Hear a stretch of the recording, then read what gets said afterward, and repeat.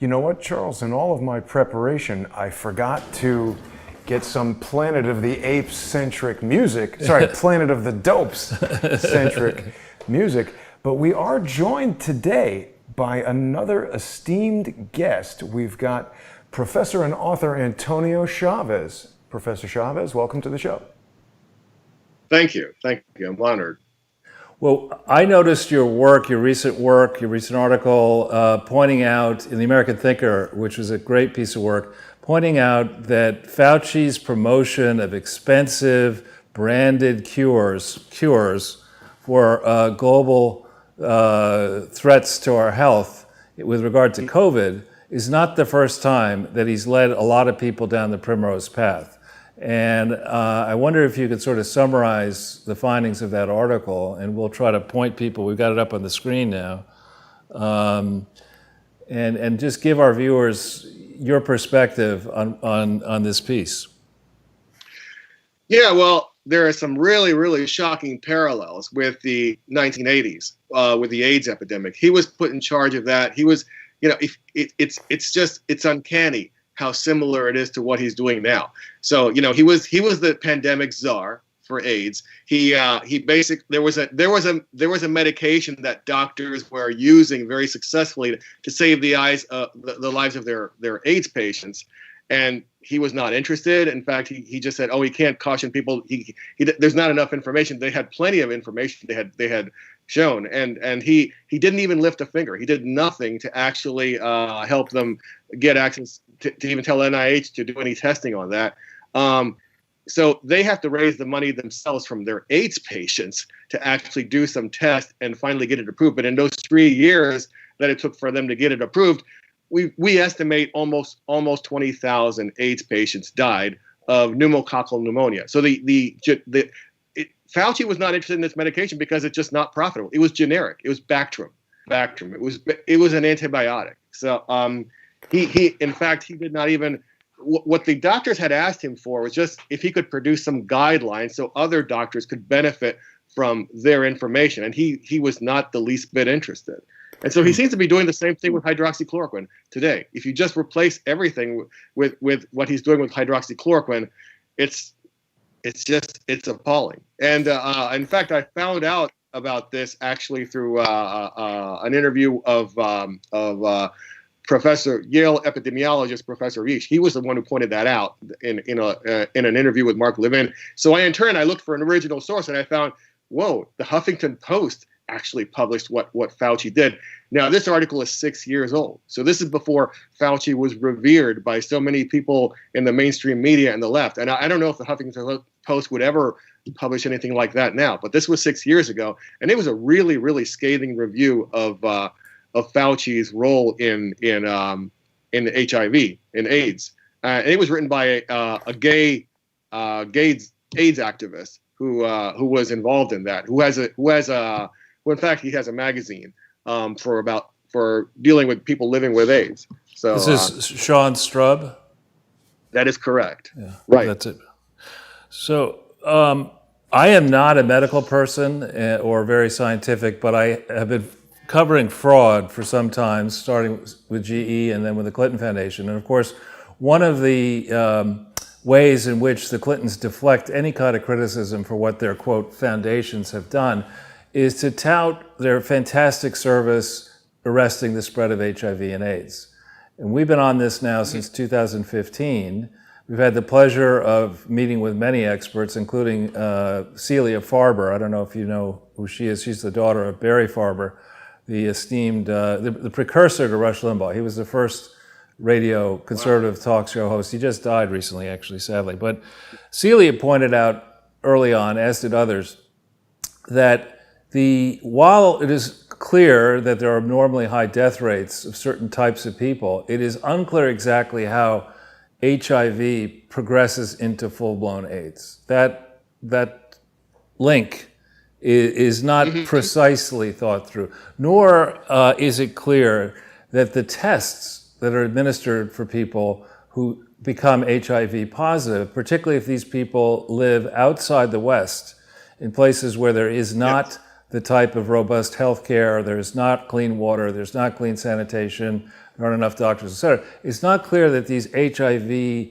positive test results are accurate. And indeed, the tests that are used outside the advanced world are by design less accurate than the ones that are used here. So I was really interested to see your work here. You're pointing this out because also we've been talking about COVID. In the case of COVID, it's not clear that the people who are dying, I should put it differently, the people who are dying ostensibly of COVID, many of them have comorbidity factors, serious comorbidity factors. Same is true with HIV and AIDS around the world. And so my question to you, who is covering for Dr. Fauci? Well, I think he's a guy who's very good at fitting in. At when you're in the bureaucracy for a long time and you make all these connections and the businesses have a very good relationship with you, I think a lot of people are covering for him. What the person who wrote the original article about Fauci whitewashing his history, the Huffington Post article, the Sean Strub, he was pointing out that Fauci was really, really a hard guy to get a hold of because you needed to talk to a press secretary to get in touch with him. And he was always just jetting around to all these kinds of places, giving speeches and everything. So he's very, very good at promoting himself. And so I think what he's very good at is just setting up these relationships of so many others that kind of protect him and defend him. And that's the way it works with a lot. I like to look at another prime example of somebody who never really had a good history, but was very, very good at surviving and staying a long time. Robert Mueller of not to wanting to change the subject, somewhat related. Robert Mueller of the who even was the head of the FBI for such a long time. He totally messed up on the anthrax investigation, and he zeroed in on this guy for the longest time and really messed up his life. He just zeroed in and they investigated him so much that he when they cleared him, his career was in shambles. So he successfully sued the government for $6 million. His name is Stephen Hatfield. He's a world famous virologist, and in fact, he is a strong believer. He's taking hydroxychloroquine as a prophylaxis. Mm-hmm. Because he's one of those who have pointed out very publicly that hydroxychloroquine works, and he's astounded at the way they're trying to repress the use of it, not just in the United States, but pretty much nearly all of the Western world. What about Bruce Ivins? Didn't he commit suicide over being investigated with the anthrax? Yeah, there are some questions about the way he was investigated too, because when you are investigated by Robert Mueller, believe me, they make your life hell. They ask you so much the pressure. So I don't know a whole lot in details of it, but some have suggested that he was not the guy, but that he committed suicide simply because he just couldn't. He broke. But so going back to Fauci, to AIDS, and to COVID, what we try to do on this show, and I try to do in my personal life when I'm thinking about these big scandals, is to try to think through the business model for the scandal, if you will, or the fraud model for the scandal. And it strikes me in the case of HIV and AIDS, and now in COVID, the business model is to assert that there is this gigantic threat that in the case of HIV and AIDS, it was I remember because I had bought a property April 15th, 1983 in upstate New York that was a 25-acre property basically in the middle of the woods. And I remember opening up the local newspaper and it's saying upstate that mosquitoes can carry HIV and AIDS. I thought, that's beautiful. I've just bought, a mosquito ranch. So am I going to survive the weekend? So there was a hysteria about the threat that HIV and AIDS posed. The ultimate resolution of that was that all kinds of money was raised to ostensibly provide HIV AIDS care and drugs to the poor people. But the cost of HIV and AIDS drugs in the United States and Western Europe was elevated, was kept high. And, and the drug companies obscenely profited, in some cases, I think, from dispensing HIV and AIDS drugs that actually killed people faster than if they had had other treatments. Certain of them, Celia Farber has written about, are not allowed for use today based on the experience in the early 90s and 00s. Now with COVID, the same thing. Suddenly we've got this, Jason's got more medical training. Initially we said, wait a minute, where's the evidence that this COVID itself is killing people? There isn't any. But where's the evidence that anybody has it? We've gone around to the hospitals and I don't want to get into that, but it seems confusing. Right, and for COVID, they're now talking about trillions of dollars of money being needed. The UN wants to spend trillions of somebody else's money. In HIV and AIDS, it was only 100 billion or more. But it's the same business model. Have you noticed any of that? Well, I think COVID is killing people, but what I think there's also a perverse incentive to inflate the death toll for many reasons. But actually, you're talking about the model, the business. Something I failed to mention with AIDS. Fauci was pushing AZT at the time, and that's the other thing. So the equivalent today of AZT is remdesivir. Now maybe AZT is better than remdesivir, but what they both have in common is they're very expensive. And he was just pushing the costly solution, and he was poo-pooing the generic solution. Maybe he saw it as a competitor to AZT or something. And clearly, hydroxychloroquine is definitely a competitor to remdesivir, because if people take hydroxychloroquine on a widespread basis, they're not going to end up in the hospital. Now, I do think that this disease is killing people, but I think there's a perverse incentive for a lot of states to exaggerate their death toll, especially a lot of these blue states that have a really, really high death toll. I do think it's higher there for many reasons, but I do think they also inflate it because they have these horrible budget deficits. They have these really, really crushing budget deficits, and they're trying to, I think what they're hoping they can get more federal money for that. So that's what's going on.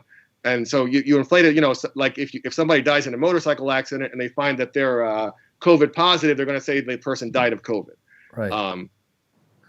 And the other obvious incentive to inflate the numbers is to get Trump out of office. Right. And to both to claim that he doesn't know what he's doing or didn't know what he was doing, and to cause the election tabulation and then recount process to be handled in a way that they continue to try to steal it. Yeah, I totally agree. I see in your list of articles you've written some stories about Gilead, and I was curious your perspective on Gilead, because don't they feature in the COVID cure as well?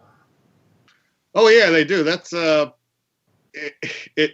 lot of people have connections to that company, and I don't know if this. I'm not the first person to express concerns about Gilead. In France, it was the guy in France who first successfully used hydroxychloroquine to treat COVID-19 patients. He was his hands were tied later on. He saw how hydroxychloroquine was being suppressed in France, and he went on public saying that he thinks that Gilead is having too much influence. And what too many people think is that if you move to socialized medicine, you will be protected from the depredations of big pharma. It's very, very naive. Big business and big government go hand in hand. It's been that way for a long time. But people naively believe that you need big government to protect us from big business. France is the most repressive country for getting hydroxychloroquine. I mean, thank God we live in a country with a federalist system, and there are some states where you can get it much more easily than others. And it's through I have a supply of hydroxychloroquine, and I got that through telemedicine because none of my doctors would prescribe it to me. I'm with Kaiser, and they're pretty much trained to tell everybody it doesn't work. Mm-hmm. I told them off, by the way. Well, so Gilead is also very much involved with the Clinton Foundation and with the Clinton family and with Ramboxy. I don't know, have you rooted around and possibly heard of Catherine Eban's book about Bottle of Lies? And I did. In fact, yesterday, because anticipating that, I see that, yeah, this other company that was, and it's kind of disappointing that company that makes generic drugs, because I'm a believer in generic drugs if the quality can be controlled, but that some of them can also be adulterated too. So that's kind of disappointing. There's a lot out there I haven't explored, but I find it very. I find it very disturbing. Like, I think it's okay for a pharmaceutical company to protect its patent because you have to make money on the research that you do. But when you start suppressing, when you start actively suppressing, and putting pressure on other people to suppress something that works better, a generic product that works better, that's evil. And they exert influence on so many levels. They exert influence on the science journals. Right. They exert influence on the government. At many levels, they exert the influence on science boards and pharmacy boards. I mean, hydroxychloroquine kills less people than Tylenol. Right. You got to make sure people don't have that.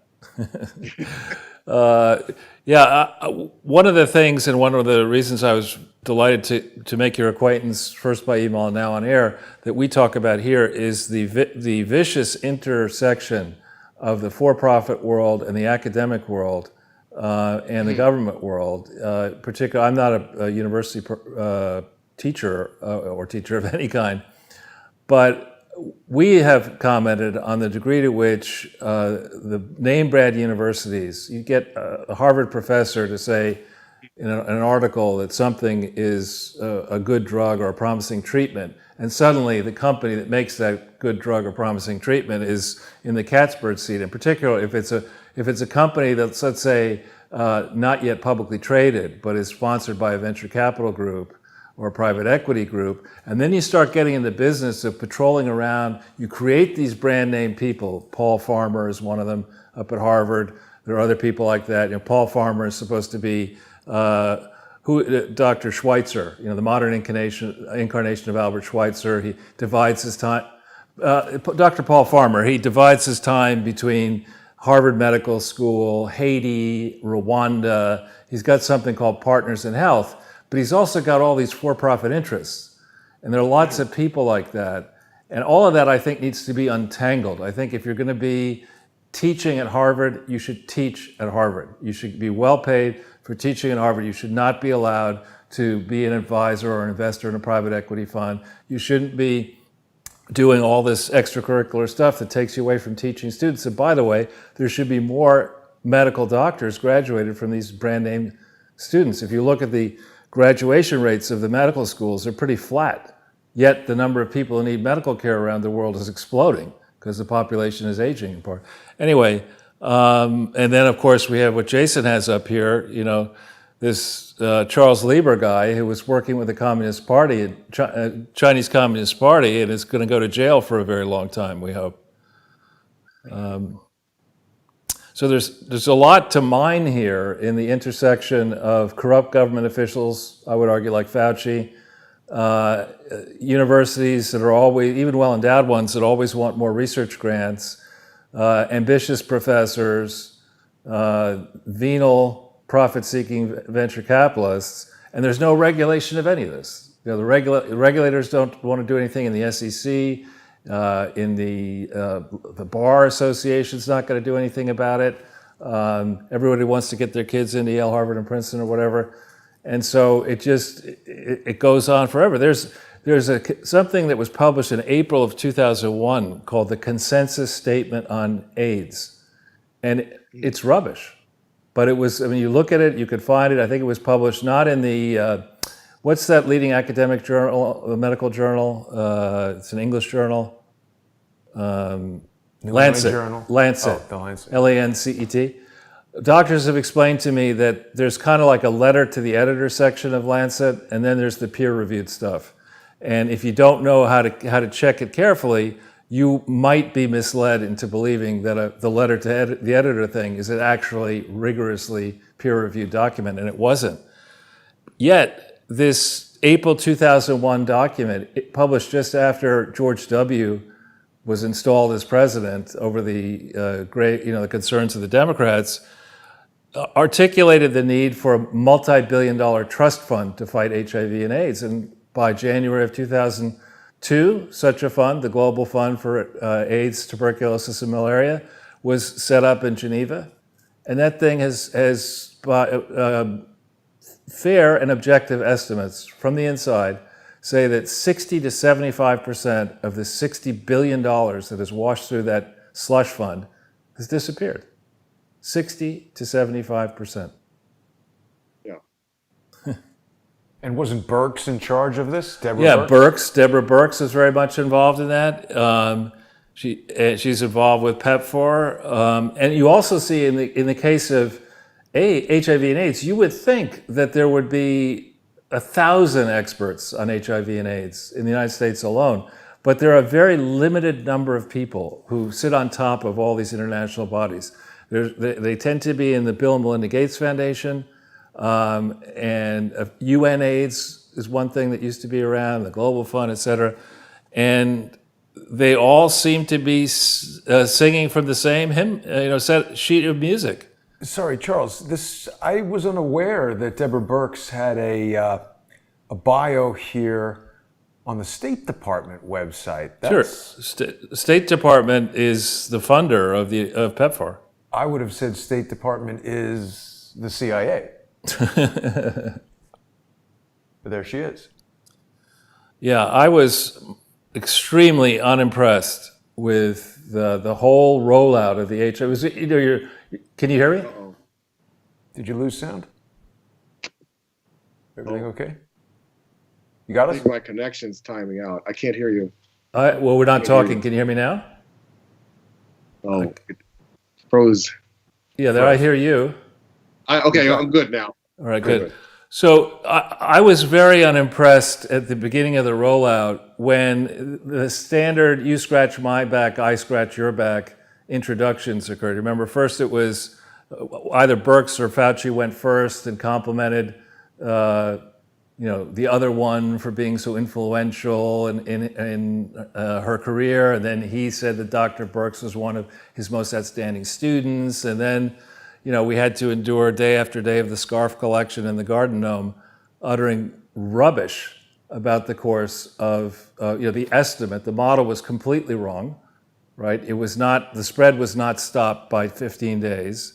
We didn't have, there really, in my mind, has not been enough of an investigation yet into how many people were killed by being put on the ventilators by people who may not have known how to operate the ventilators properly. I mean, there's a lot of stuff that should have been thought through. And then in the end of the day, when the actual results veer so far off what the projection was, and it's not like you're saying, we want to open up a candy company and here's our projections. No, we want you to shut the world economy down based on this model over here. And then once we go 6 months into it, we're not going to go back and check and see how far off we were on the model and what the consequences, negative consequences, may have been beyond COVID to people who suffer from depression, who were prone to suicide, who deferred medical treatment. I mean, you go on and on and on and on. And this to me, has just been a diabolical indictment of expert-led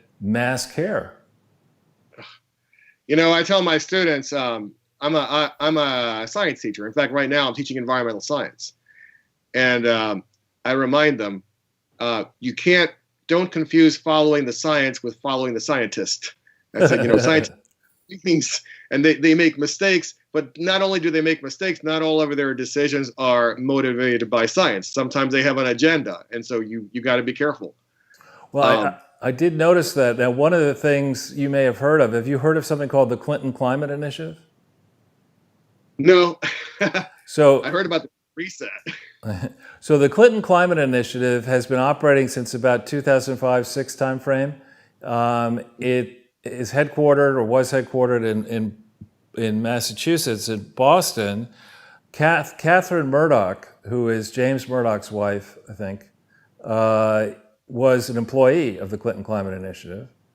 And as a strict legal matter, that entity has never existed. There is no such legal entity as the Clinton Climate Initiative, yet foreign governments have sent it money, the Rockefeller Foundation has sent it money, the Gates Foundation has sent it money, the public has sent it money. There's never been an accounting for it. And what they appear to be doing, they even have employees associated with it in Asia who brag about all of the projects they've done around the world. A woman named Ruby Shang claims that she's done, I think it's 6,000 projects around the world around this Clinton Climate Initiative, which are basically for-profit projects. Mm-hmm. And I mean, yeah, there's Catherine Murdoch. She's the one who recently bragged about getting Biden elected. Oh, yeah. What? How did she get Biden elected? She sent out a tweet saying we pulled it off or something like that. What an idiot! I know. Well, I mean, how do you work? Rupert Murdoch wrote a check for I think $5 million, either personally or through Fox or some other venture, to this entity, Clinton Climate Initiative, which doesn't exist. There is no such thing.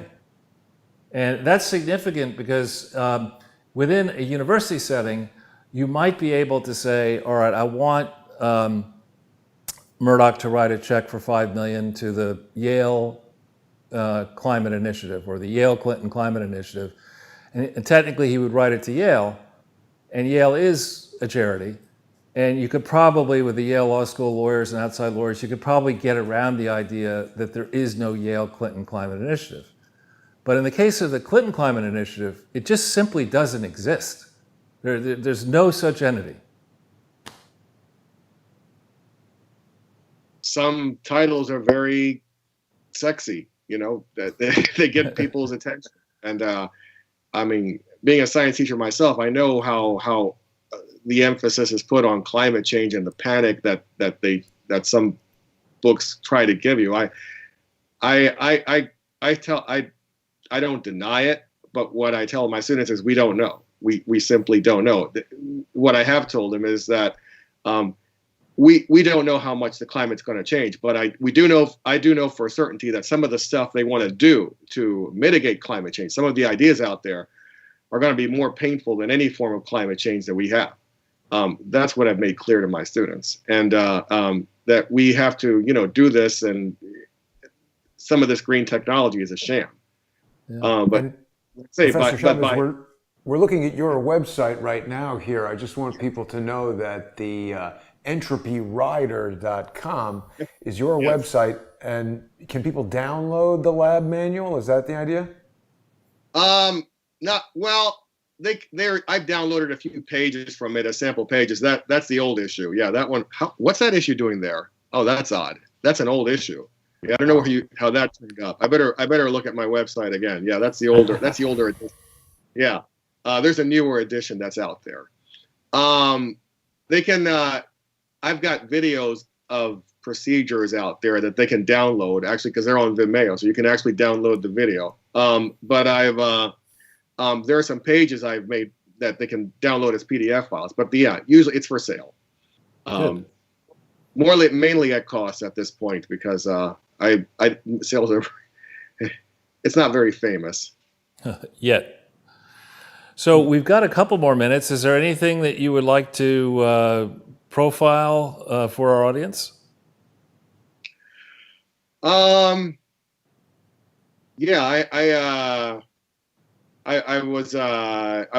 have a cartoon page on numbers and facts. I think you can share some of those images. Where is that? Numbersandfacts.com. I've taken up cartooning lately, or whether photoshopping lately, because I feel I get the point across much faster. Published images. That would be on the right.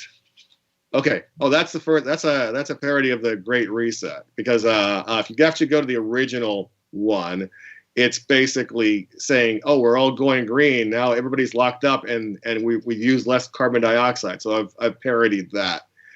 And that's anonymous. You go down, I got one on Fauci. Some of them are not published because that's Spygate. Emmett Sullivan. He's railroading Mike Flynn. Yeah. Oh, I see that. Well done. These are some memes after my own heart here. Yeah. Here we go. Yeah. Here. This one's one of my. You can actually click on it and it can highlight it. Now, is this Sidney Powell's license to lie that he's holding? or that's just an actual I- license? Doesn't do her discredit because I'm a big fan of hers. As are we. Yeah, so I just decided, okay, maybe you can make the argument that he's reading this book because he's figuring out, okay, this is how they did it. Maybe this is how I can do it. So yeah, no, I don't think he's a fan of Sidney Powell by a long shot. I wouldn't think so. And you know, Professor Chaves, before we transition to the next part of our conversation, we're going to be talking about how COVID-19 in many ways seems like a precursor to this election theft that is ongoing. Without the widespread public panic about, you know, being within 6 feet of other people unless you're involved in a riot, we wouldn't have all these mail-in votes. Do you have any thoughts along those lines? Oh, definitely. They exploited this. They exploited this to do this completely. I mean, the whole mail-in fraud scam was just they used it as an excuse for that, and they knew well ahead of time what it was going to do. They wanted to create chaos, and with all this chaos, they could cover up what they were doing. You know, if you're going to send these ballots to people's houses without them asking for it, a lot of people are going to have all these extra ballots lying around. Yeah. I do not even know how a recount can solve the problem. That's the sad thing. It is sad. We're going to find out, I hope, within the coming days. And we're certainly rooting for President Trump's legal team. We've seen a lot of interesting anomalies with this Dominion voting and some of the other players that we've known for years who are busily socially engineering the public with things like the hammer and scorecard that seem intended to deflect away from the real fraud. And we're going to discuss some of those possible motives. Was there anything else you wanted to share with our audience? Not really. All right. All right. Well, thanks so much for joining us, and we'd love to have you back on in coming weeks. Absolutely. That's great. Thank you, Professor Chaves. Lovely to meet you. There we go, Charles. Antonio Chaves. That's great. Excellent. So I think we're ready now to take people on a journey to the planet of the dopes, Charles. Well, I think the art department has done fantastic work, as usual. Let's focus on that for a little bit, and return to the great poster. You've done so many of these now, Jason. It's just amazing. I've got so many computers I'm running over here. There we go. There we go. And I don't know how easily the viewers can pick up this faded Trump Pence sign on the beach. And who is that person looking at it? Is that right? Well, we've spoken many times about how the themes, you know, when the movies come up, if it's a movie that I really love, usually that's reflected in the artwork. And I got to tell you something: the 8-year-old Jason, when they invented VHS, watching Planet of the Apes was something that happened a lot. So this is at the end of the film. Charlton Heston goes into the no man's zone that no ape is allowed to journey to, and they give him like a human female to be his wife or whatever. And he realizes that he's on Earth and that this is the Statue of Liberty that's been destroyed.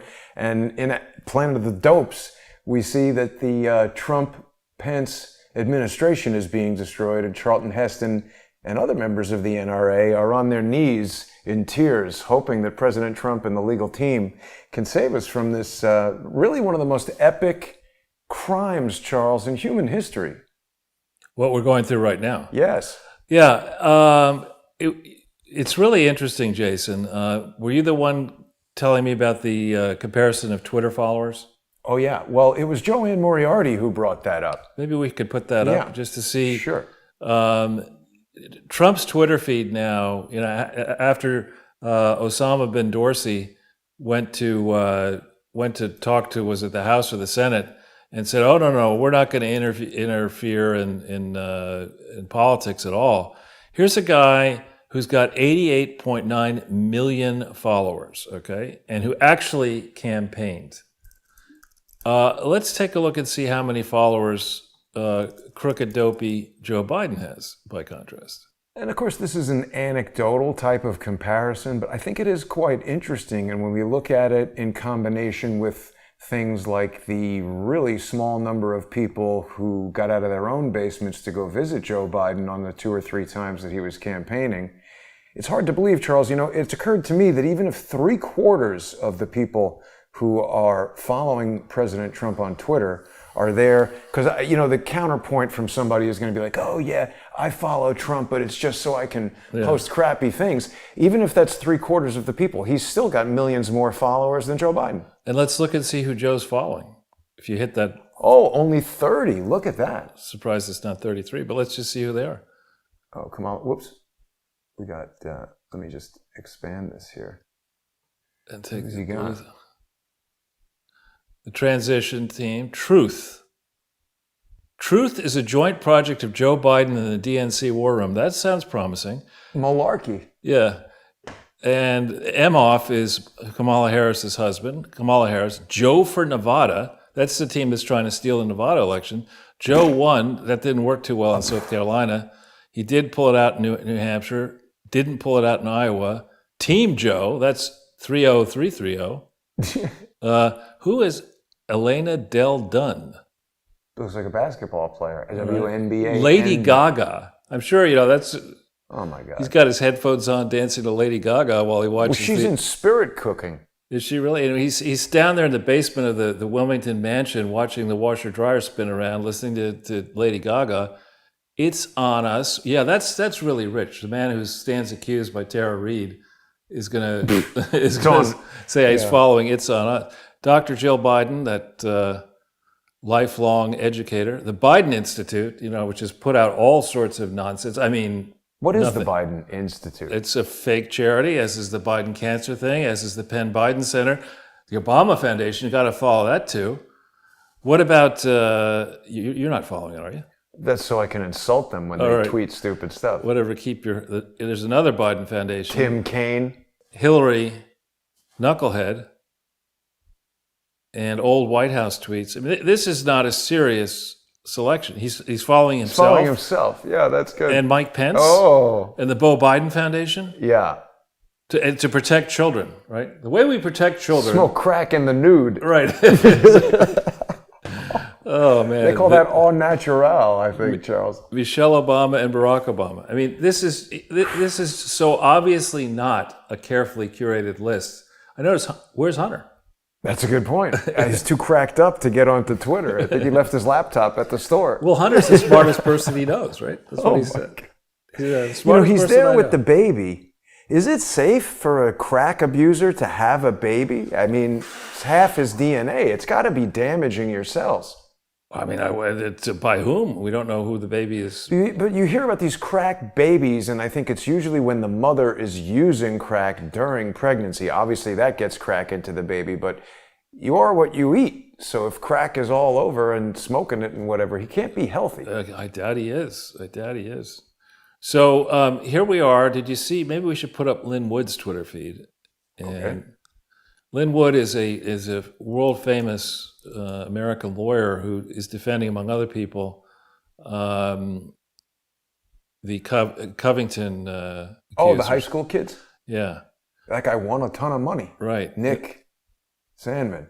And if we go down and look at this, here's truth. You must crowdsource the truth. More truths. And then we get to the next one. Oh, soon people are going to prison. Lots of people. Data deep dive on Dominion voting. Well, this is what we're going to talk about here. So Lynn Wood says more truth. The evidence is irrefutable. Soon people will be going to prison. Lots of people. I really want to talk about this, Charles. I know, but let's keep going down a little because there's an data deep dive. Okay. Further down.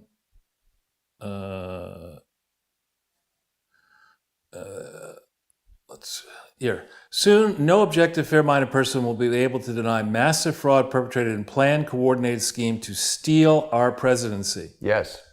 CNN, ABC, NBC, CBS, Fox News, Times, Post, Atlantic, Mother Jones, etc. are co-conspirators. They have all been caught. Absolutely. 18 USC 371. We'll be talking about that in a second. I'm going to retweet that real quick. Okay. But this is not, Lynn Wood is not somebody who is prone to hyperbole. I mean, he is very cautious individual. He is somebody you would, if you discover that you're being sued by Lynn Wood and or Lynn Wood is defending against you, you really want to settle. Any other tweets you want to see? Well, here, look, this is not about politics. This is about crimes, serious crimes over the course of years. Lock them up. Biden, Obama, and Hillary and Bill Clinton et al. There will be no more corruption in the White House. They have been caught. Now, when did this go out? Ooh, I love this, Linwood. I'm 1 telling hour you. ago. It should say a little bit further, maybe No, right here, 1 hour. 1 hour ago. And then keep on going. Can we got to invite Lynn Wood on We the could show. try. I mean, he's Probably very busy. He makes a lot of money. Suing these people. Yeah. George Soros connection. Oh, yes. Failed vote software company. I mean, we were talking about how the principals there have been involved in all kinds of allegations of fraud in Canada. Yeah. If you keep on going, you'll get to the one that I think. No. 4 hours. It was this morning, right? Yeah. Here we go. Oh, no, one down. Here we go. Time now to rest. Comfortable in my belief that real Donald Trump won a historic landslide victory across the nation on November 3rd. Be patient. Biden will never be president of our nation. To the contrary, Biden, along with many others, will be an inmate. Oh. You know, this is not me talking. Maybe this person could adopt me. I like Lynn Wood. Yeah. No, so 14 hours ago is what? That's that's pretty early in the morning. Yeah. Well, late last night, I suppose, up late, burning the midnight oil. So is Lynn Wood working in conjunction with Rudy Giuliani? He's handling the Georgia stuff. I mean, yeah, absolutely. I mean, he's based in Georgia, and he's hard at it. So I think the headline here for people, people get, some of my friends gently attempted to give me, let's just say, some shite, as we shall say, about the fact that I had said we're going to get 340 to 350 electoral college votes. And I think the degree to which we didn't gives you a sense of how much fraudulent activity was going on here. In the fullness of time, we're going to be able to go back state by state, county by county, precinct by precinct, and take a look at how somebody who ran a non-campaign, it was a stay-in-basement exercise, being fed smashed peas on, tapioca. Tapioca. And sure. Exactly. Right. With a bib, where this man hardly ventured outside of his basement. To the extent he did, he started yelling at parked cars and making no sense that he would lose by the vote counts being asserted as legitimate to Donald Trump by margins that are so large in comparison to Donald Trump's victories in these key swing states, and that at the same time, we don't have the final results yet, but the early estimates for Biden performance in places like New York and California is that he didn't do that well. In these deep blue states, his margin of victory in 2020 was a lot less, it would seem, than Hillary Clinton's margin of victory in these places that vote reliably Democrat. So how do you explain Biden does more poorly in places that are prone to like him, but magically does really well in these swing states that he needed to beat Donald Trump? I mean, it's just on the face of it, it screams out as an exercise, an obvious exercise to a numbers person in fraud. Yeah. Now, I saw it was interesting, but it was a bit lengthy. It was an analysis from a forensic accountant talking about Benford's Law. Right. And I know that you don't like that, but he was saying that it was a sort of an algorithmic way to look at this stuff and identify fraud. Is that not valid? Well, I'll try to answer your question, Jason. There are people, mathematical experts and PhDs, who will tell you that Benford's Law is a thing. Benford's Law it's an interesting exercise. You're supposed to take, quote, any set of randomly selected numbers. Now, parenthetically, I could debate whether anything that is selected is random. Right. Because when you select something, you, by definition, are changing the nature of what is presented to you. You are making an affirmative choice. So could there be any such thing as a randomly selected group of numbers? Park that for a second. The theory is that if you find such a randomly selected group of numbers and you put them up on a piece of paper and look at how many start with 1, how many start with 2, etc., you would think, because in the way we count, we don't have 0 as a first number, right? It's only 1 through 9. You would think if it were perfectly random, that in a large group of numbers, kind of even. It'd be 1/9, you would think, right? Why? In theory, you would think. But the issue is that you can select the range of numbers that you use. For example, if the numbers that you select all are between 10 and 19, then the chance is 100% that they're going to start with 1. As you make the range bigger and bigger, you go back down towards this 1 and 9 thing. So I don't believe that Benford's law actually is correct. I don't believe it's correct in the way it's stated. I don't think it's an uppercase law in the sense that it only applies to base 10 numbers. Well, it's like Moore's law. He made it up and they just called it a law. But it's a thing. I mean, Benford's law, when you look into it, is used for fraud detection. So the credit card companies, as an example, will look through your billing statement and the charges that are assessed against you. And if the number of charges that begin with 1, so 100, 10, 1,000, whatever, if the percentage of those numbers is marginally different than 30%, which is what Benford's law says they should be, then your statement will bounce out, and they'll say we've got to investigate this more carefully because the number of entries that start with 1 on the statement is less than 30%. Or I think it's 0.31%. And similarly, Benford's law takes it a step further and says the number that should start with 2 is this, and 3 is it, 4 is that, right, and 5 is that. And anyway, I don't believe that this is correct. And again, I don't have the academic standing, and maybe there's somebody in the crowd who wants to work with me on it. But I think this law, this incorrect law, in my view, is very helpful to the fraudster community, because the fraudster community knows that the credit card people are using this law.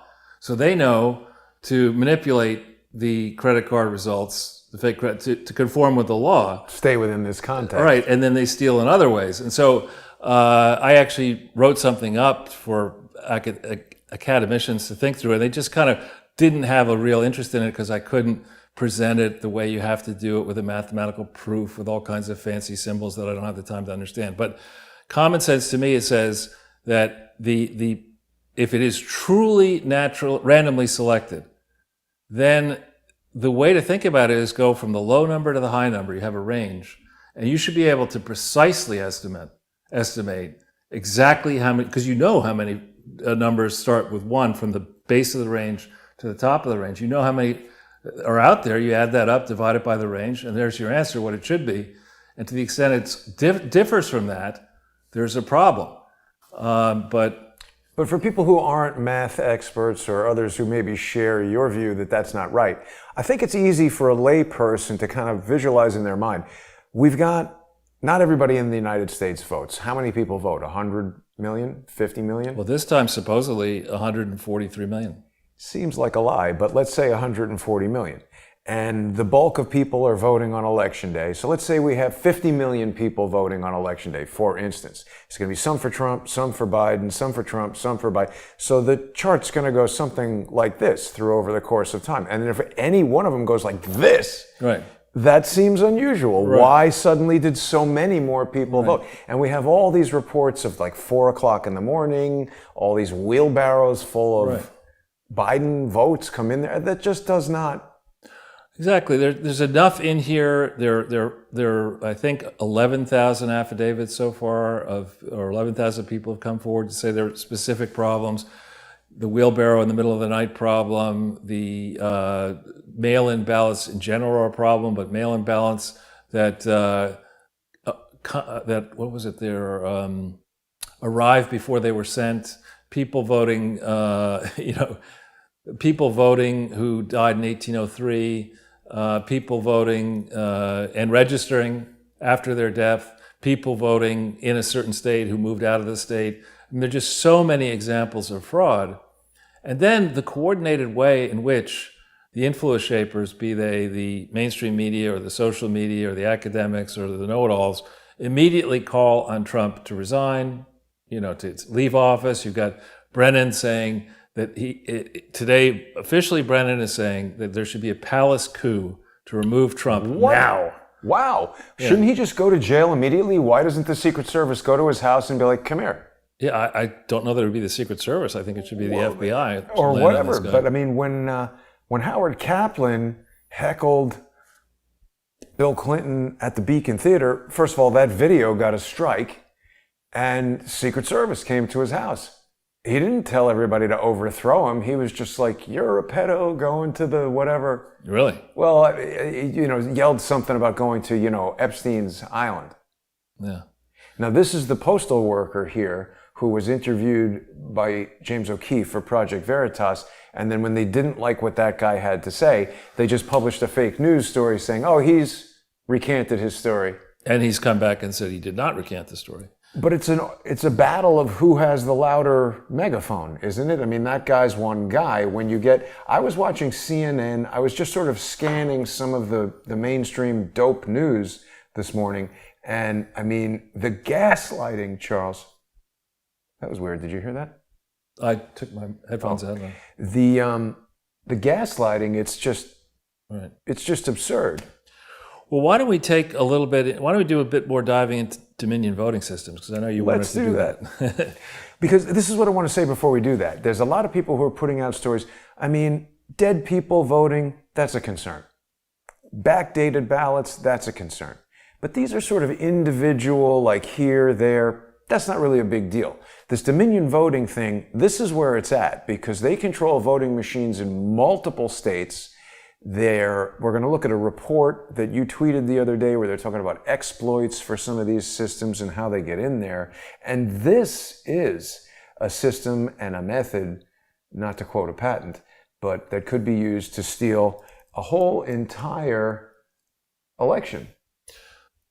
Whoa. No, sorry, that's the wrong. It's Dominion. No, it's with an E. It says TEM. Let's get it from Google because it's hard to find here. Dominion voting. This is what it is. So this is interesting. Wait. It says they're founded in 2003, right? Mm-hmm. Do you see that? Where do you see that? If you go back in the Google search results. Founded in 2003. Okay? Yeah. Let's, before we get into the site, let's go into Open Corporates and punch in Dominion voting.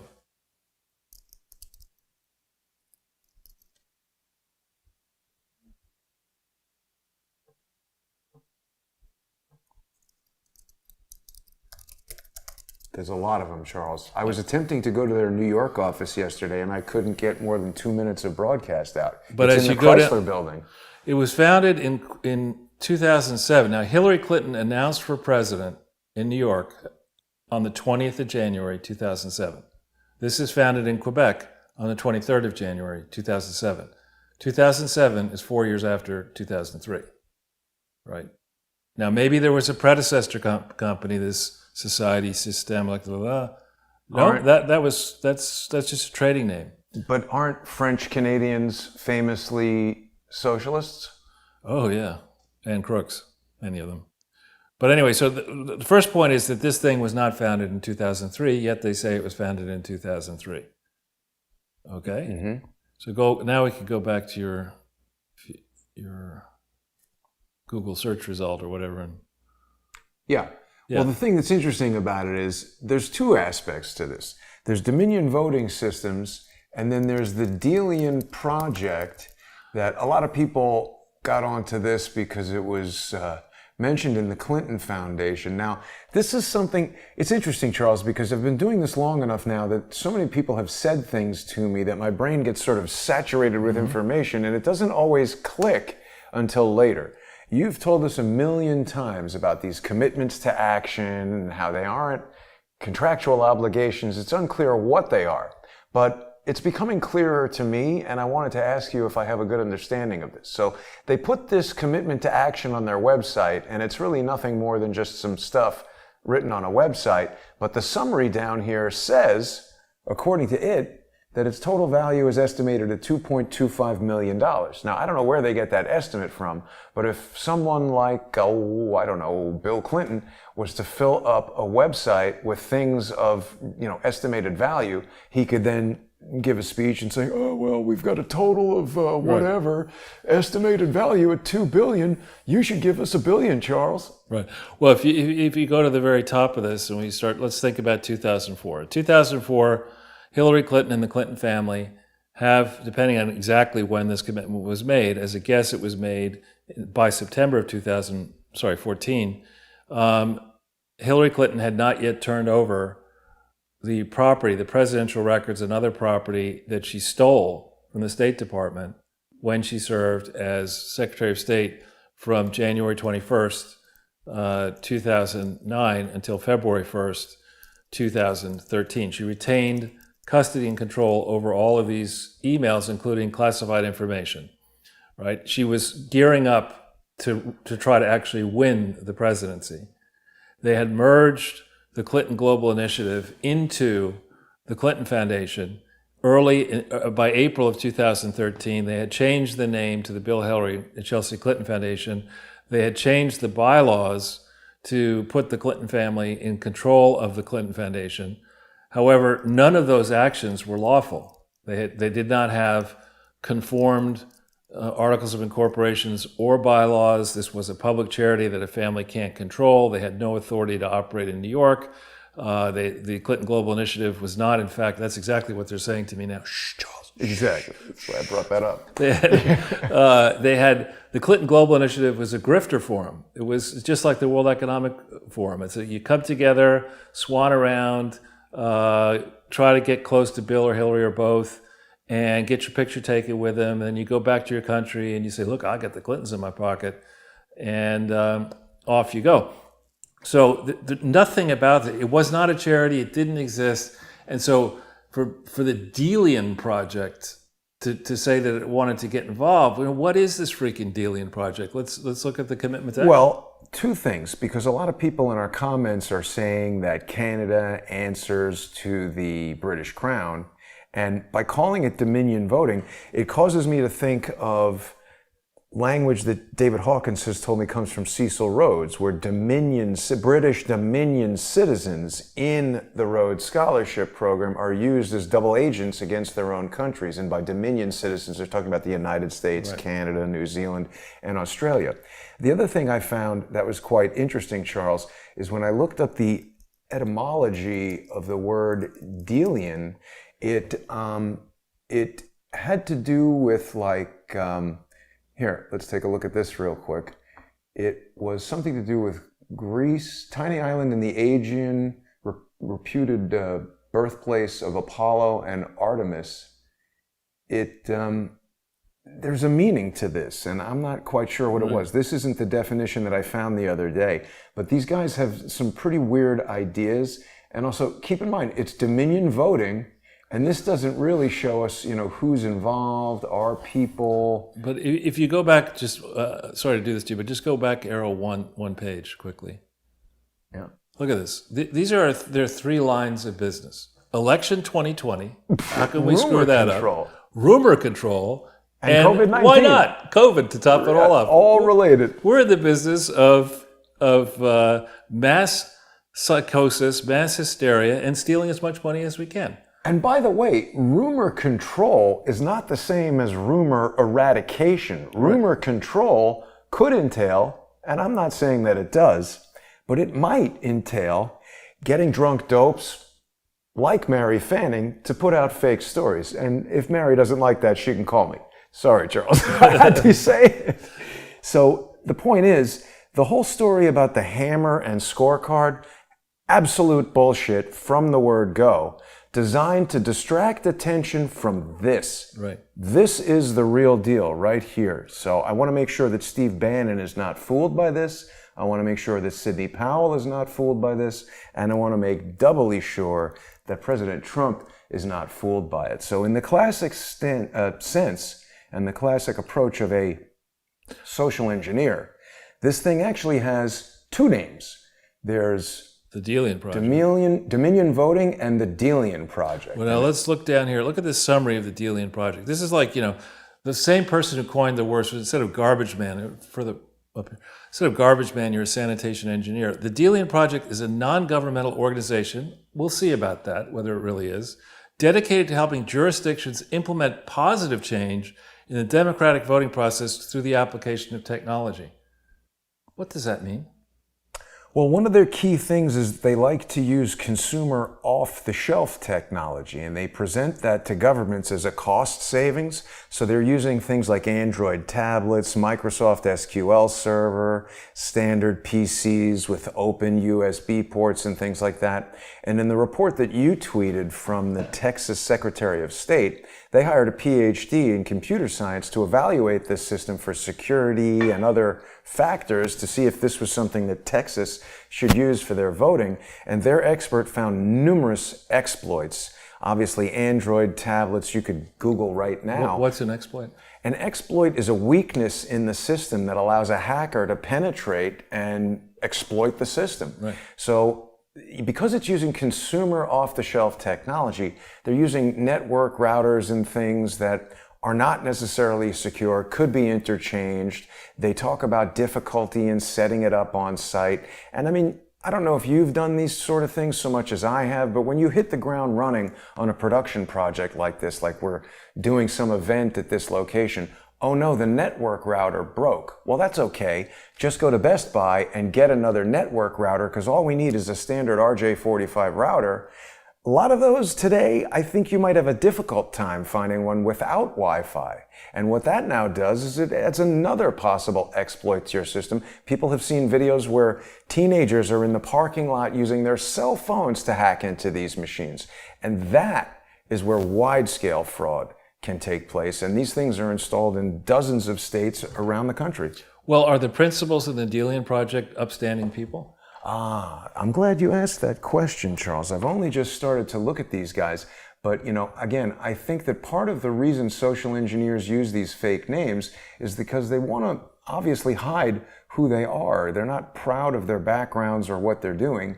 And the key leadership of the Delian Project are these two guys, Jean-Pierre Kingsley. He looks like Klaus Schwab. He does look like Klaus Schwab. Maybe it's a clone a few years younger.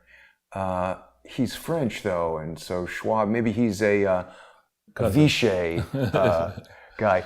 And then we've also got John Hollins, who is pleased to tell us about his efforts in, where is it? Libya? Palestine.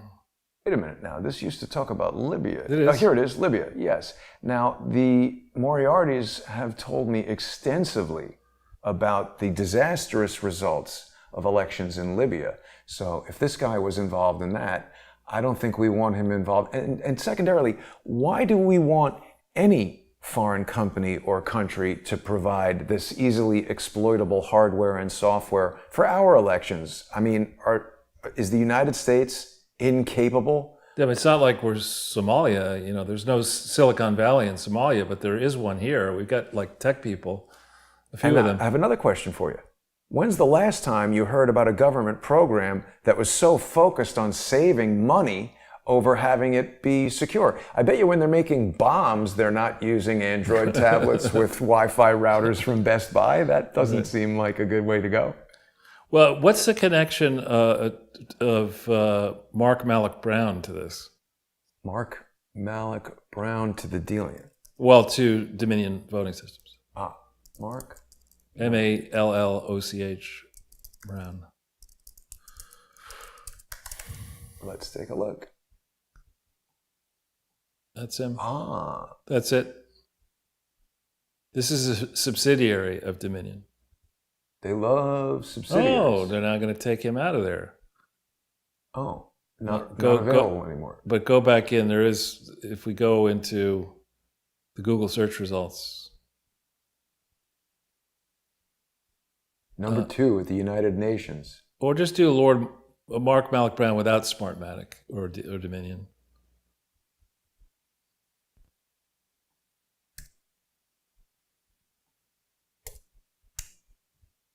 Yeah, there you go. First one. There he is. There he is. So what do we want to know So about? we just scroll through his career. You know, he's at the World Bank when Bill Clinton is president. Then he's Deputy Secretary General, if you stop here for a second, of the UN, involved with the Oil for Food program. That was Saddam Hussein selling oil for euros. Yeah, I can do business with this man.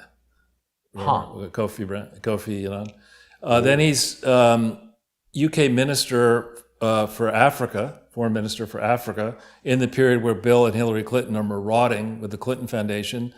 Then he gets tightly tied up with George Soros, and he's involved with a subsidiary of the Dominion voting machines company. And he then is also involved, I don't know if it talks about this in here, if we Google him with FTI. Who is that? Mark Malloch Brown. He's probably one of these 13 BlackBerry guys, you know, is flying all over the world constantly. Oh, you just reminded me of something else, Charles. Mm-hmm. BlackBerry guys. All right, so FTI Consulting, I would argue, is a template for Teneo. Indeed, the Declan Kelly and his partners sold their business FD to FTI Consulting before Declan Kelly then went off to work for Hillary Clinton as the United States envoy to Northern Ireland. This is a guy who is himself from the Republic of Ireland, whose brother is a prominent politician. And this FTI firm, to say that I have concerns about it is to understate. I mean, to me, it seems to remind me a lot of a smaller version of McKinsey. And for Lord Malloch Brown, who also is an employee or was an employee of George Soros, to be involved with this FTI thing, with a Smartmatic / Dominion voting thing, you know, my hackles are way up here. And he gets appointed in 2010. Mm-hmm. You know, when Hillary's Secretary of State. And when Hillary is upending countries across the planet with the Arab Spring and the Ukrainian revolutions, other color revolutions. So I'm somebody who does not believe, I should say, in private armies. I don't believe that diplomacy should be conducted behind the scenes. I think it should be conducted, if we're going to engage in government to government relations using American taxpayer money, there has to be oversight of that. We can't set up this elite group that flies around in fancy planes and stays in fancy places and then harnesses or monetizes the connections gleaned through this supposed work on our behalf, but that is never willing to explain to anybody what they were doing. We can't continue this process any longer. They've stolen enough. What if that person was not only unwilling to tell you what they did, but they destroyed the records of what they did? What if that person, Charles, crushed, destroyed, and bleach-bitted unapproved BlackBerry devices that she was emailing people with and communicating with? And what if the FBI busted a company that was in the business of hardware modifying BlackBerries so that they could send encrypted communications that could not be spied upon? And the FBI determined that in 2018, 1 year after I met that guy George Webb, who did a lot of reporting on BlackBerries and tried to convince the internet and the world that Imran Awan was hacking BlackBerries, he never once said anything about this company, Phantom Secure. We've heard about this. People who watch David Hawkins' Discovery CSI are well familiar with Phantom Secure. And you know, when we talk about these social engineers, people like George Webb, Mary Fanning, all these liars, they have double names. Oh, Dominion Secure. That's the same logo as Dominion Voting, and the name sounds familiar. It's the same thing. I mean, I don't know, but I'm curious. This is also Dominion Voting Systems. It's the same as Dominion Voting Systems, but I don't know if it's the same as Phantom Secure. Dominion Secure, Phantom Secure, Dominion Secure, Dominion Voting. They sound similar to me. This is Canadian. Phantom Secure is Canadian. BlackBerry is Canadian. BlackBerry is Canadian. I'm pretty interested in what's going on with all these different companies. Well, especially when you understand that the Trudeau Foundation and now Justin Trudeau have very close relations with the Clintons. We are bouncing around a little bit here, but what the hell? It's Wednesday. We're waiting. there have been rumors that Gina Haspel, the head of the CIA, current head of the CIA, is about to get kicked out, and she's trying to curry favor or enlist the support of senior Republicans to stop Trump from firing her. But the State Department has refused to comply with multiple orders to provide Senator Ron Johnson and others information that the public is required to see. I think what they're hiding at the CIA in part is that it wasn't the Russians who were interfering in our election; it was the Clintons. Yes. with Canadians and with British and maybe French and Italian and other Chinese. Well, I would say allies, not any, that the Clintons and their ilk have been conspiring to keep their people in power, using government taxpayer money to promote election themes, but also to obstruct investigations, and in the process have defrauded the people of the United States.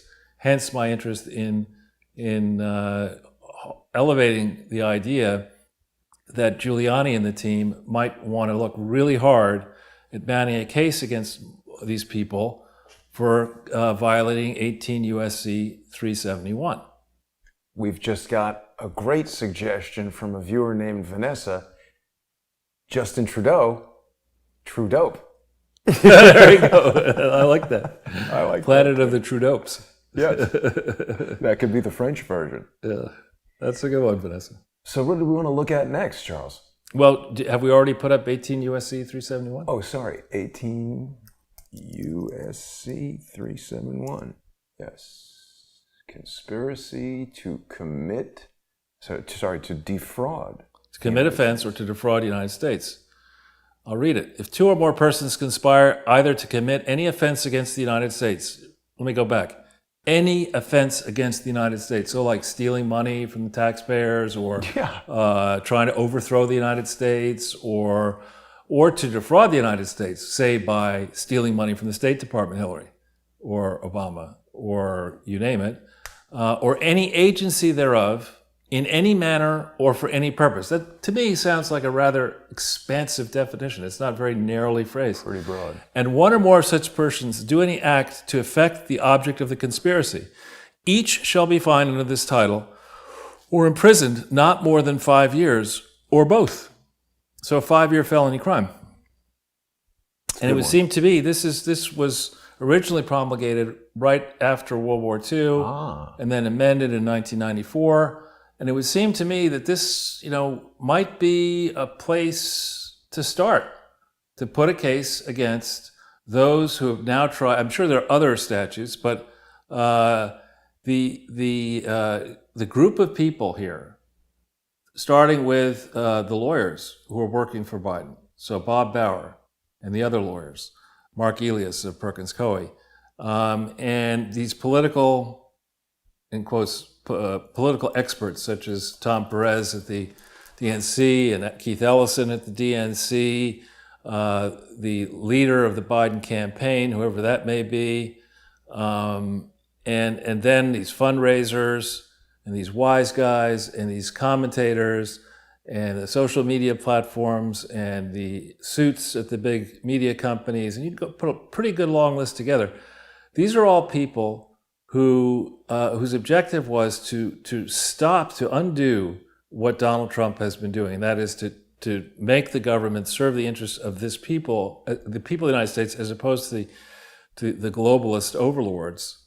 All these people want to do is roll back Donald Trump's reforms and install a puppet who will, until he dies, spend time eating baby food so that George Soros and his minions can then steal as much money as they want around the world and build up this crooked government as big as possible so more and more money can be stolen for no-bid contracts. There's a real economic interest that these people who are anti-Trump have in bringing Trump down, and then, I would argue, installing a reign of terror where anyone who supported Trump in the past will find that they can't get a job, they can't serve in positions of trust on boards. Worse, they might be audited by the tax authorities or persecuted by the legal authorities. That's the direction in which it would seem the Biden team or the people manipulating Biden want to go. And you see it. You see how desperate they are in the statements they're making. Don Jr., I think yesterday said that he wanted to ensure that all the information that could be declassified was declassified immediately. And that's what caused Brennan to run around. Now, of course, Brennan doesn't have much hair left, but that's what caused Brennan to run around with what remains of his hair on fire, saying, now we got to get rid of Trump. We got to depose him now before he arrests us all. Right, exactly. Now, just back to our friend Jean-Pierre Kingsley for a moment, Charles. I think if you were going to go to, look, we're the United States. We want the best experts in everything, whether they come from another country or elsewhere. We're a melting pot. So, of course, we're going to select a chief electoral officer who has resigned in disgrace after accusations of fraud, right? Yeah, exactly. That's what you'd want. That's what we got. Yeah. It's just amazing. Elections Canada implemented many important changes during Mr. Kingsley's time in office. And the computerization of Canada's national electoral infrastructure. Yes. This is using technology back in 2006. Right. So I think these guys have been hacking elections from way back in the day. And also, you're going to remember, I'm sure quite clearly, Charles, how many people swore up, down, and sideways that Hillary Clinton won the popular vote, but Donald Trump did not. I have a feeling it's possible that they cheated then too, but they were, again, surprised, just as Kingsley was, that a court found the fraud. He didn't deny fraud. He's just surprised they found it. You he got hit me. it pretty well, right? You got me. So I think they were taken by surprise that they didn't cheat hard enough. So by basically decimating every city and psychologically terrorizing everybody with COVID-19. And remember, again, I'm not saying that it's a hoax. I'm just saying Fauci and other people were telling us that there are going to be millions of people dead and that it was going to be like, this unbelievable thing. Dead bodies in the street. Right? And that was the precursor to the mail-in voting, which was basically the blank check that the Democrats needed to wait until 3 o'clock in the morning when all the Republican vote checkers left, and then wheel in, hey, we need 180,000 votes over here, 400,000 over here, and get the exact number that they needed. Right. I mean, if you're going to cheat, at least do it well. I mean, it would seem to me, how difficult would it have been for these idiots to, instead of just sending in 98,000 ballots exactly marked only for Biden with no down ticket votes. Right. I mean, why couldn't you just, it would have been tough to tick off every Democrat down ticket vote, and at least it would have been more credible. Well, I think the Clinton Foundation put the B in subtle, Charles.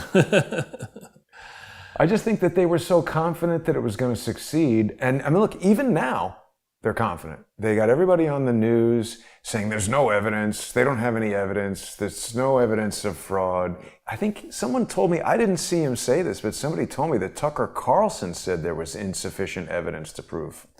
Again, so the issue is not are there instances of fraud. The issue is, under, as I understand the law, is there evidence of systemic fraud on a basis profound enough to change the results of the election. Right. That's the issue, the way the laws are pitched.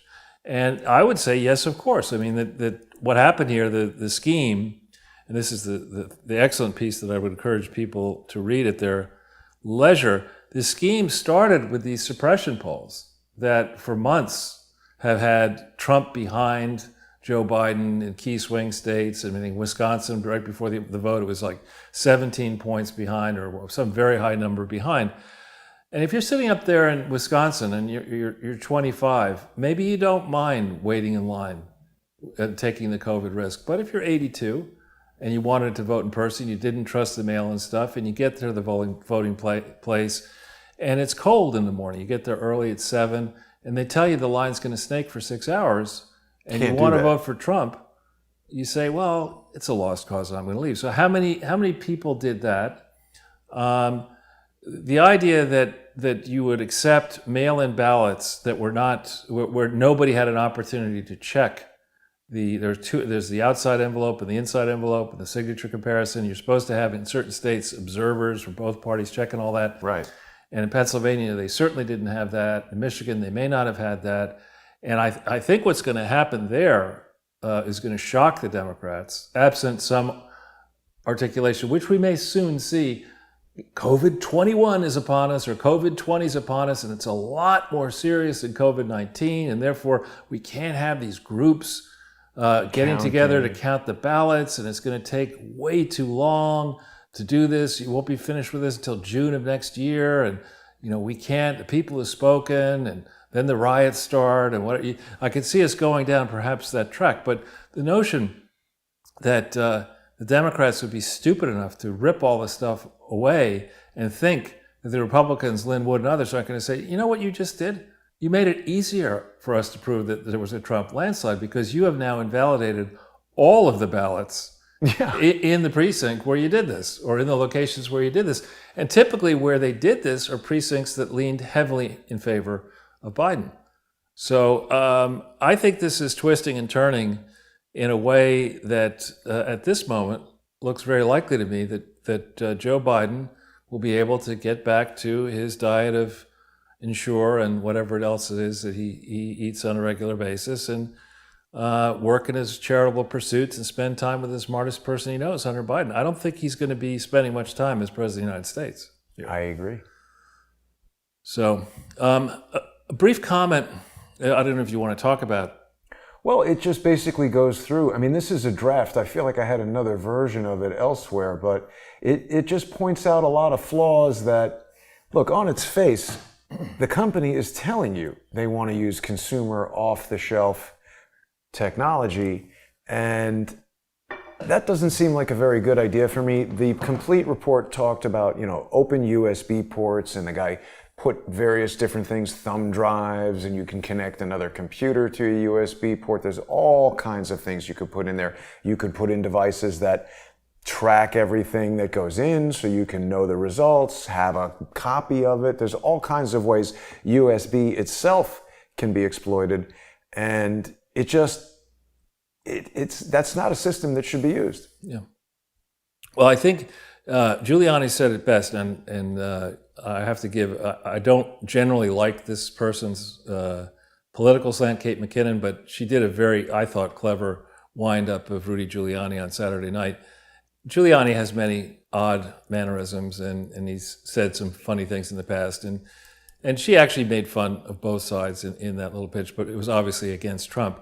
Giuliani, though, made a very good set of points here. And the first is that with regard to mail-in ballots, it's not like we have to find evidence of wrongdoing before they're certified.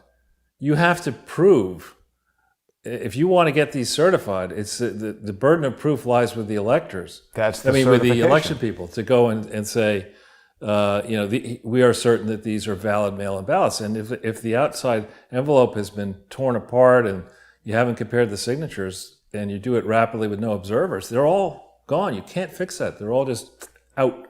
Yeah. So we're in a process now where people are rushing around like crazy. In theory, the idea was that we'll get Brett Baer at Fox and the others to call the election, and then it's a fait accompli, and Donald Trump will either concede, in which case it's over, or he won't concede, in which case we'll have riots. Yeah. That's not the process. The process is the media doesn't certify, the individual states certify. And if they can't, the first deadline is by the 8th of December. They have to certify, the way the calendar works out this year.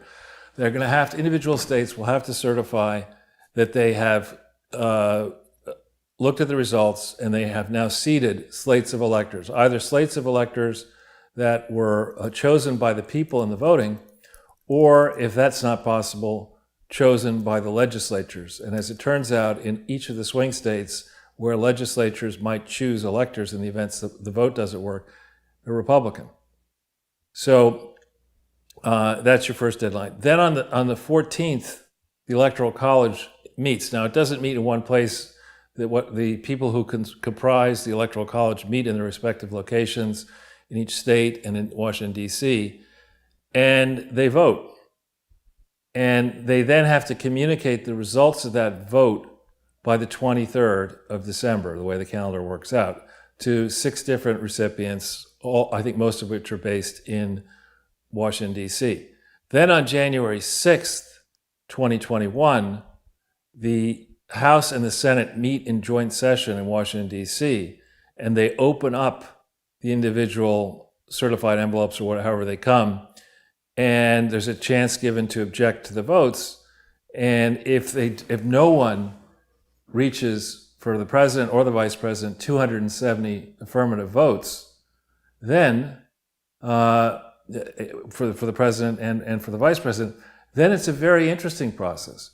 The House then is given the task of deciding who won. And it's not 438 members who vote individually. The state delegations vote, with 1 vote going to each state and 1 to Washington, D.C.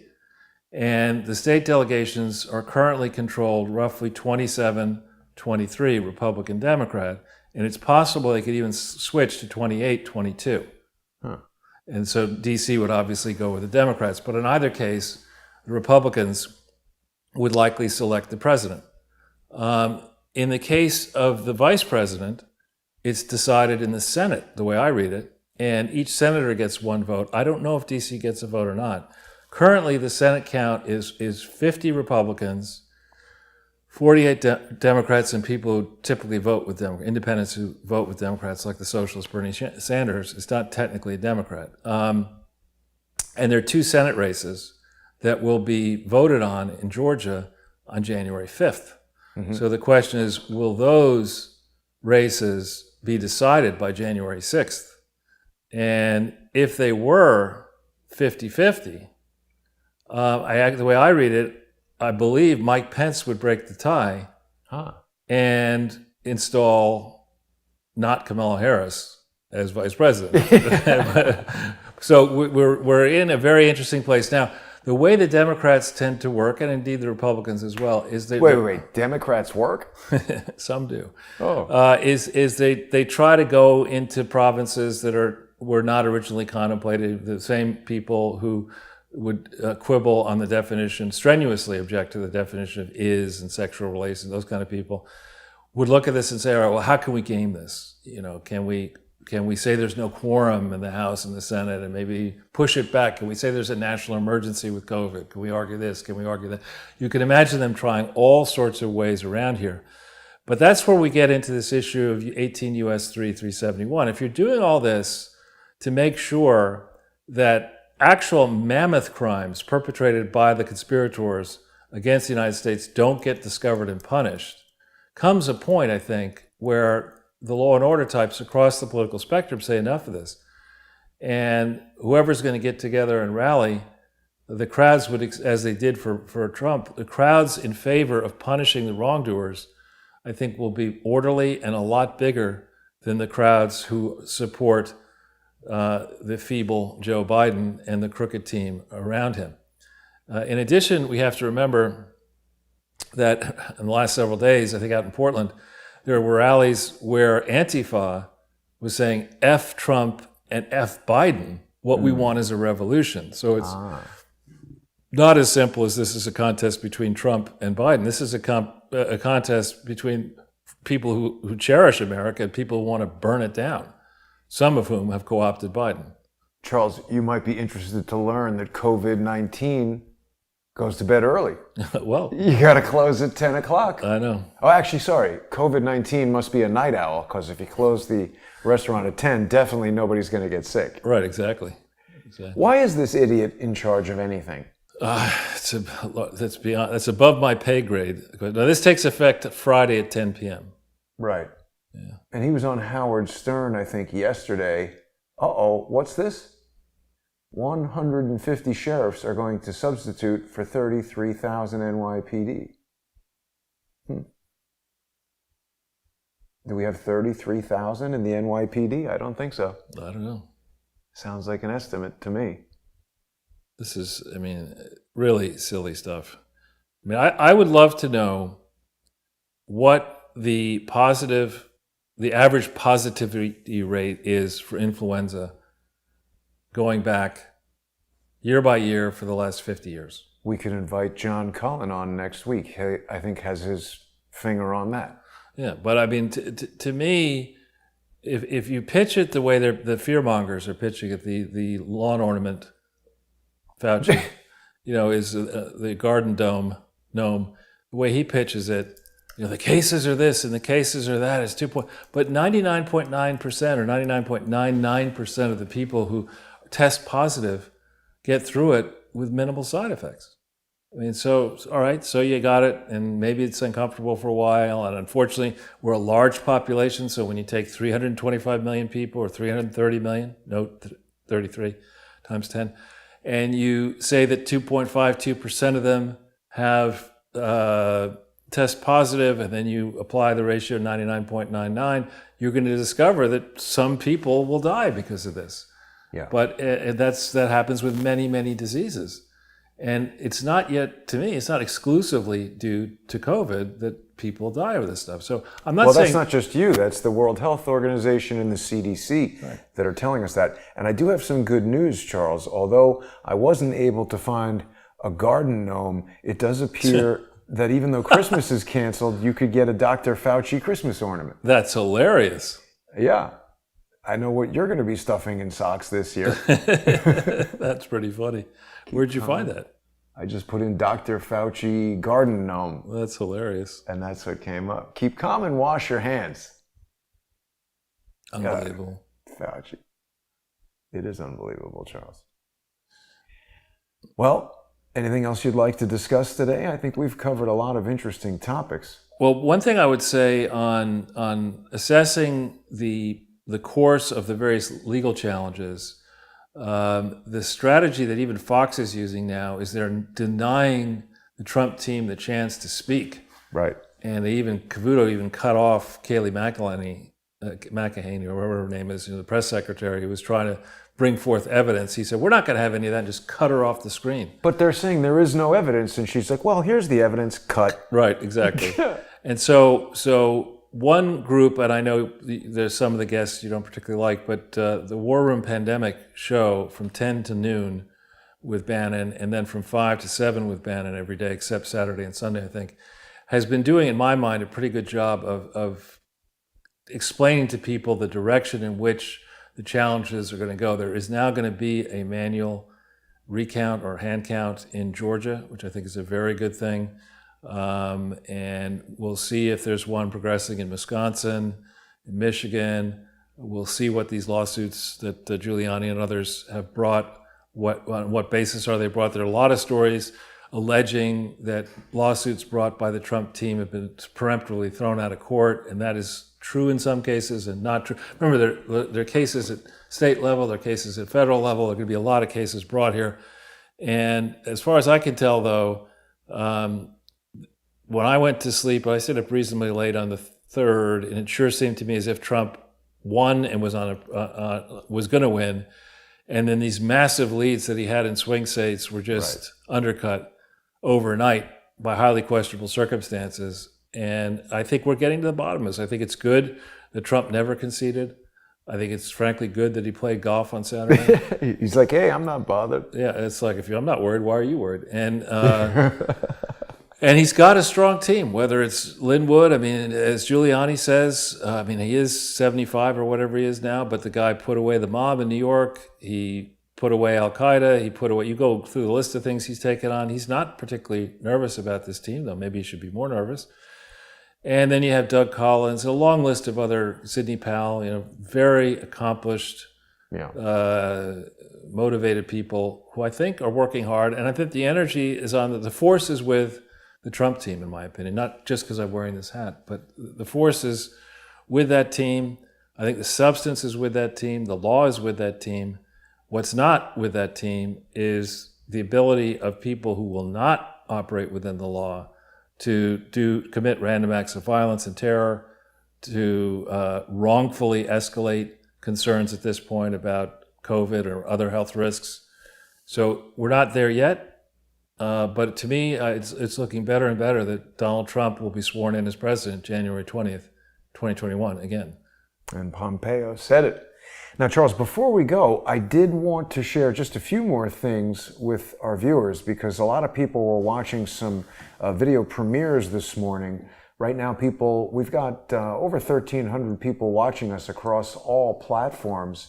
The Jason Goodman YouTube channel, 117,000 subscribers, is back, and we are live streaming on there. I also want to remind people that if they ever tune into the channel, I've gotten a lot of emails from people saying, "Where are you, Jason? I haven't seen you in a week."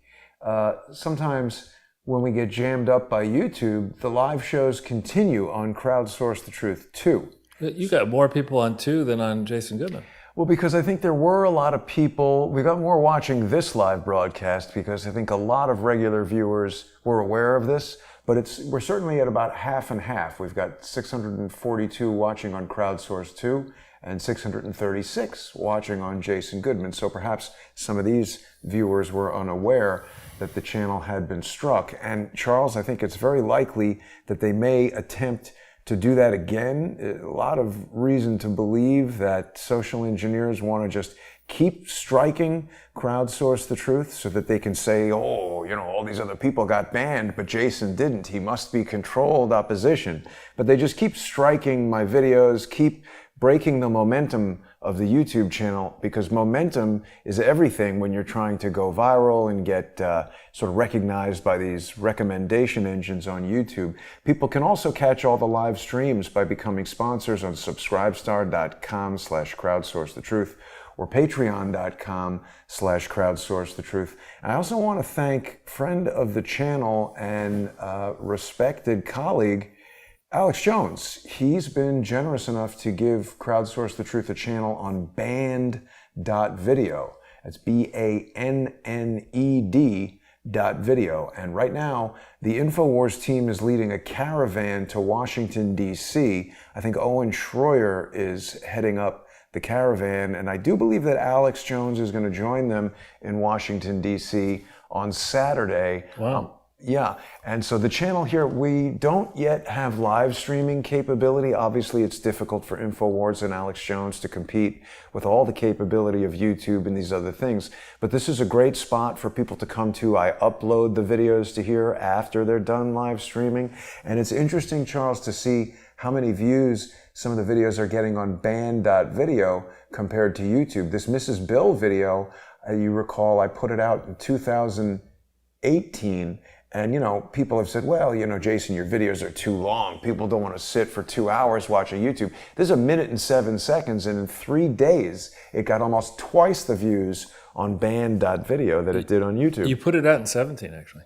17? Yeah. Wow. Really? Wow. So in 3 years, this thing's getting more views in 3 days than YouTube got in 3 years. That sounds like I've accomplished more in 47 months. You read my mind, Charles. Well, and with that, I think that's everything I wanted to tell everybody. I want to thank everybody who's gone to crowdsourcethetruth.com and supported the Counter Lawfare Fund.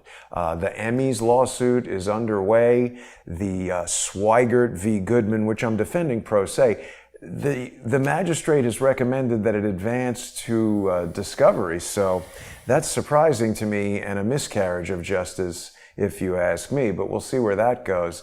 So there's all kinds of lawsuits going on. I really appreciate the support from viewers who are sponsoring that. And I mean, even people who come on for just a single month, every sponsor really makes a huge difference and allows me to keep going with Crowdsource the Truth. So I want to thank everybody who's been sponsoring the show. And Charles, I will be back tomorrow. Happy Veterans Day to my father and other veterans who are out there in the audience. Charles, anything else we want to discuss? Well, just one thing, and again, happy Veterans Day to my father and other veterans around the world and their parents and relatives. Having watched the way in which Twitter is now behaving far beyond the pale, I have begun a process of trying to get onto Parler, and I am on Parler. I don't have many followers yet. I wouldn't expect many. I haven't even put a picture up yet. Oh. But I'm at Charles Ortel on Parler.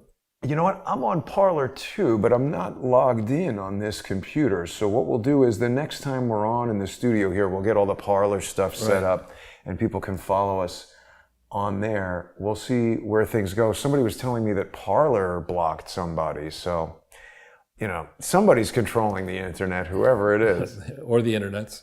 Yes, it's a series of tubes, as I understand, Charles. I believe George Bush said that or something. Technical genius. Yeah, that's right. But thanks for watching, everybody.